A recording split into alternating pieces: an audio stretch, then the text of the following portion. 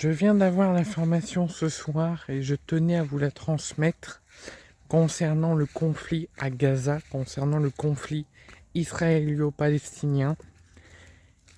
Les États-Unis ont demandé un cessez-le-feu de base de 30 jours pour le conflit israélo-palestinien à Gaza, un autre de 60 jours, et finalement, on vient d'avoir l'information qu'on était toute la journée en attente de savoir quel cessez-le-feu allait être mis en place si un accord était signé et trouvé, et pour combien de temps.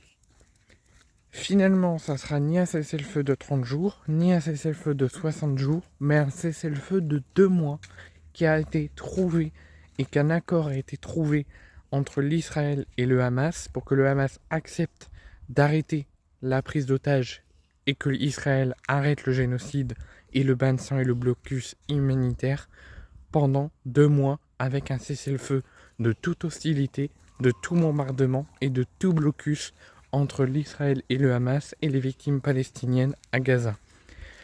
Benjamin Netanyahou n'a pas encore réagi, n'a pas encore fait de déclaration, si ce n'est que les deux premiers ministres de Benjamin Netanyahou se montrent contre leur propre président, puisque eux, il est hors de question d'accepter un cessez-le-feu, que ce soit de 2 mois, de 30 jours ou de 60 jours. Pour eux, on doit continuer le bombardement, on doit continuer de tuer et on doit continuer le bain de sang.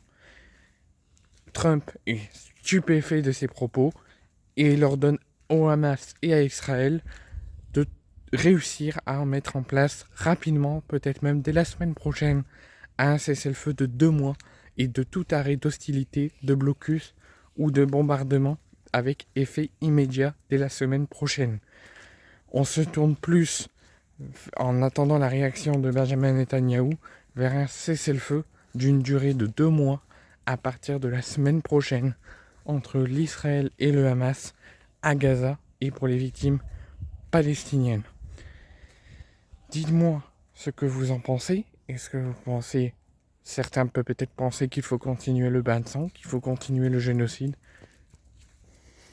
qu'il faut continuer de bombarder. C'est votre opinion. D'autres veulent l'arrêt total des hostilités et des bombardements. Donc dites-moi ce que vous en pensez.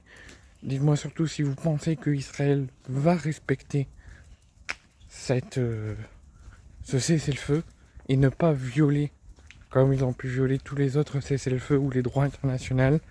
Et pensez-vous qu'on va peut-être avoir la fin de ces souffrances et de ce conflit.